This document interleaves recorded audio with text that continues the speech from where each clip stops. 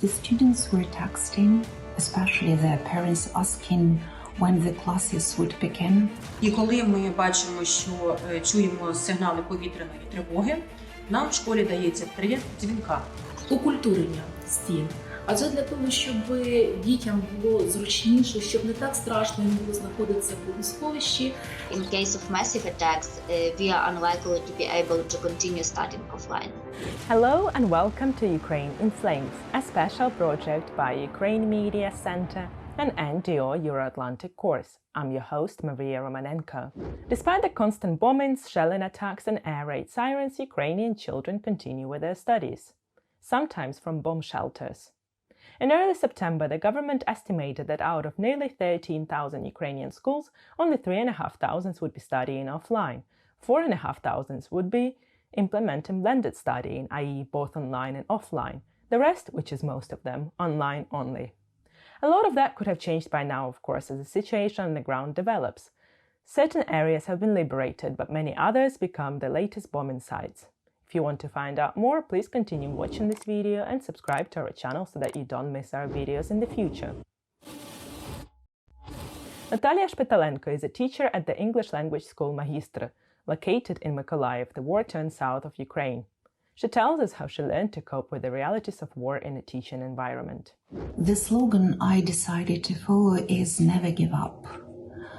And what I try to teach my students is to be flexible and to adapt to any situations in their lives, even to such a horrible one we are in now. The war, lack of light, sitting in a basement, you must study. I worked on the 24th of February, on the first day the war started, and on the 25th. I must not have understood what had been happening, and nobody could imagine how long it would last. And you had to adapt. And it was hard to teach a lesson because of the air sirens, but the students were texting, especially their parents asking when the classes would begin. And we studied on the 11th of March because it was something from the life before the war. It was like an island from the past life you had that gave you support. And at first, we were very glad just to see each other in Zoom, discussing what had happened, telling our fears. And the motto appeared in that period in all the groups: the English lessons are on time, whether there is war or not, and the war is no reason not to study. And over a short period of time, we started to set the goals, small goals, large goals, long-term goals. We wrote tests, dictations, quizzes. We did everything to move forward, and the students even passed their exams in summer online, and they did them brilliantly. Never give up is what all the Ukrainian students and people are used to repeating to themselves and to each other. All the groups almost remained the same, and there are groups where there are students from 6 different countries. I see that it's difficult for them to concentrate, to memorize things. They are suffering and frightened, and I'm doing my best to trying to make the lessons interesting, useful, and exciting. I begin every lesson with a small introduction, which I called "It's a Wonderful World," showing how amazing the Earth is. And I even made up a story that Commander-in-Chief of Armed Forces of Ukraine, Zaluzhny, telephones me every day, asking how things are going. I told them that he had given me the personal task to make the Ukrainian students smarter and the most well-educated. The students believed me, and I believe and trust our army and Ukrainian soldiers. I've noticed that my students have grown mentally, spiritually, and physically up. They understand that education is very important and self-development is important as well. As feeling exhausted, I say to myself that it's my mission, and power and strength come then. Spreading hope and cheer to my students is a wonderful thing for overcoming this horrible war bravely with unity and spirit. We want to win, but not only win our territories back, but also to get over ourselves, not to be a victim of the circumstances, to overcome our unwilling to do sometimes something, to overcome our depression, frustration, desperation.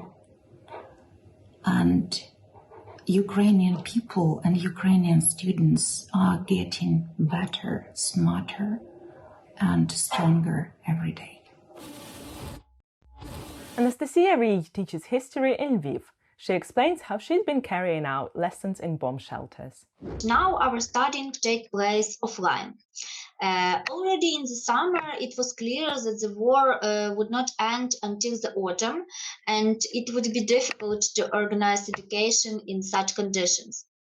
So our school developed in advance algorithms of action for teachers, for parents and children during an air raid alert. For example, what to do if there an alert in the morning before the classes start, or in the school bus. We are forced to start classes later if the alert is in the morning, and stay at school longer if it is in the last minutes of school. For example, parents do not have the right to take their child from the shelter during an air raid alert. But in general, studying continues. At first, it was unusual for both of us, for teachers and for children, but September was the 7th month of the war, and everyone was calmed about the worries that in the first day of the war. At first, we focused on psychological comfort in the bomb shelter. The children drew, play games, sing songs. At the certain points, we realized that it was possible to return to education. So we organized zones for each classes and now conduct lessons there. We do not teach new topics. We repeat that we have learned at last. How did it start? We noticed that many children go tired to have fun and started doing their homework. And we realized that the time had come. Many children have feel even safer at school than at home. They say that. It is unexpected, but we teachers feel the same way. Why? Because there are many friends, many adults, psychologists, and more relaxed atmosphere. But you need to understand that studying in a bomb shelter is not always possible. Although, unfortunately, the bomb shelter is currently an option for more or less calm day. During the days of active shelling, with the destruction of infrastructure, when there was no water, no electricity, we were forced to go online, of course. For example, on the 10th of October, we did not even have time to come to school. Therefore, in case of massive attacks, we are unlikely to be able to continue studying offline. Tetiana Sydorchuk is the head of Vapnярka Lyceum No. 2 in Ukraine's central Vinnytsia region. She explains how her school prepared its bomb shelter for lessons and how students who are now abroad study both there and in Ukraine. Що ж розпочалася робота? Насамперед, нам потрібно було зацементувати підлогу, адже підвальне приміщення складається із 3 частин, і лише в одному була тверда підлога. Тому спочатку ми залили підлогу у приміщення, поштукатурили стіни, побілили, встановили нові вікна та двері. Наступним етапом було Окультурення стін. Адже для того, щоб дітям було зручніше, щоб не так страшно їм було знаходитися в бомбосховищі, ми вирішили намалювати різних персонажів, які б нагадували їм казки, мультики, які б нагадували їм звичайні уроки для того, щоб вони більш комфортно могли себе почувати. Наступним етапом стало облаштування меблями. Ми встановили парти, стільці, лавки, встановили ліжечка для найменших дітей, облаштували пункт видачі їжі, облаштували пункт видачі питної води. Також за дітьми у бомбосховищі слідкує медсестра, для якої також обладнано медичний пункт у підвальному приміщенні. Це кушетка, це аптечки, у яких є все необхідне для надання першої допомоги. Також для того, щоб в нас було додаткове джерело живлення на момент відключення світла, ми придбали генератор, який працює на бензині, і запас бензину завжди у нас є в резерві. Також в підвальне приміщення було проведено інтернет. Таким чином діти мають можливість займатися, навіть якщо повітряна тривога дуже довга, і їм по 4-5 годин приходиться сидіти у підвалі. Звичайно, для наших дітей організована змішана форма роботи. Для учнів перших 11 класів дистанційна форма навчання, для вихованців дитячого дошкільного закладу, який є у нашій структурі, організовано очну форму навчання. Також у стінах нашого ліцею займається дитячо-юнацька спортивна школа та музична школа. Так як вони не мають можливості облаштування своїх бомбосховищ, то їхні заняття проходять на базі нашого ліцею. Але не дивлячись на те, в якій формі працюють діти, чи це онлайн, чи це офлайн, особливої психологічної підтримки потребують всі. І діти, і дорослі. Якщо брати вчителів до уваги, то і вчителям теж дуже і дуже важко сьогодні. Адже їм треба бути сильними, їм треба відповідати за дітей, їм потрібно створювати психологічний відповідний комфорт у дитячому середовищі, а це також відбувається і на їхньому психологічному стані, на їхньому емоційному стані. Якщо брати до уваги дітей, то діти теж кожен із своїми якимись певними проблемами. У когось батьки на фронті, хтось втратив рідних, хтось уже сам побував у пеклі війни і вирвався із окупованої території чи території, яка дуже часто обстрілювалася. І тому з такої психологічної підтримки потребують абсолютно всі. З цією метою усі педагогічні працівники нашого ліцею взяли участь у тренінгу «Емоційна підтримка та педагогічне психологічне зростання педагогів в умовах воєнного часу».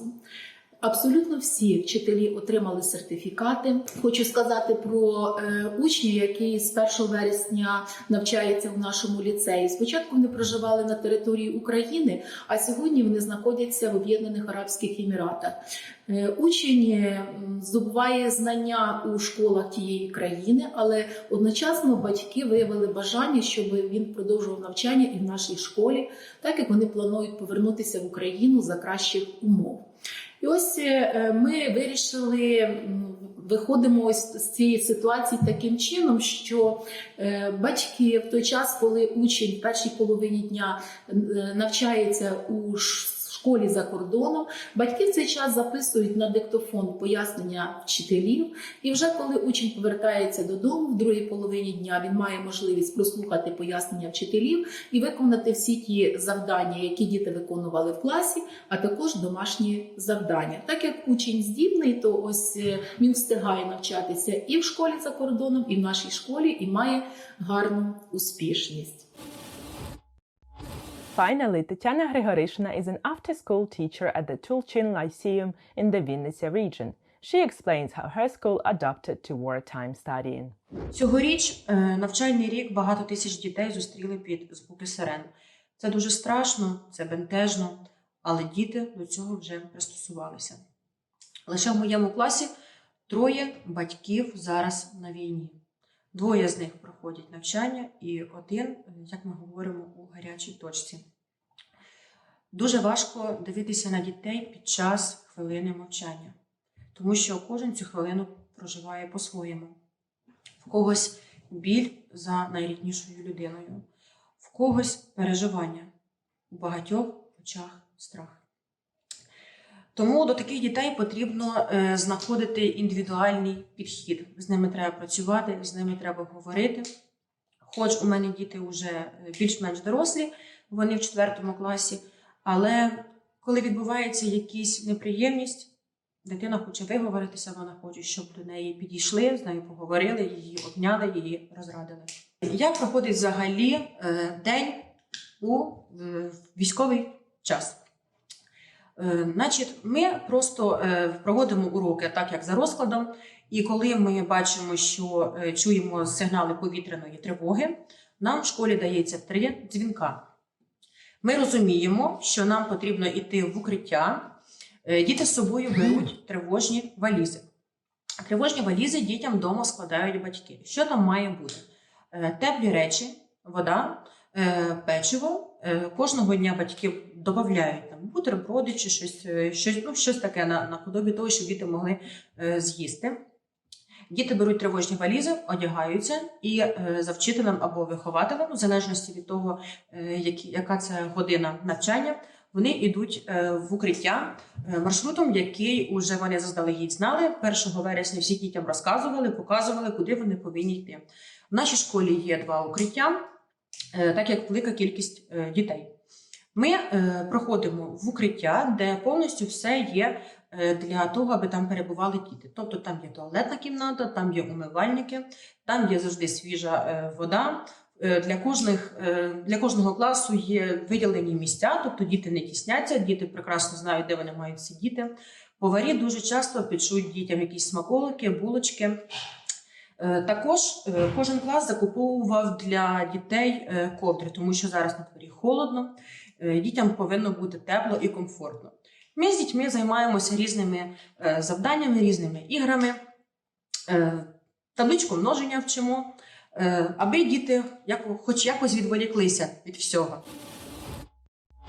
You've been watching the special project by Ukraine Media Center and Euro-Atlantic course dedicated to the Russian-Ukrainian war, Ukraine in Flames.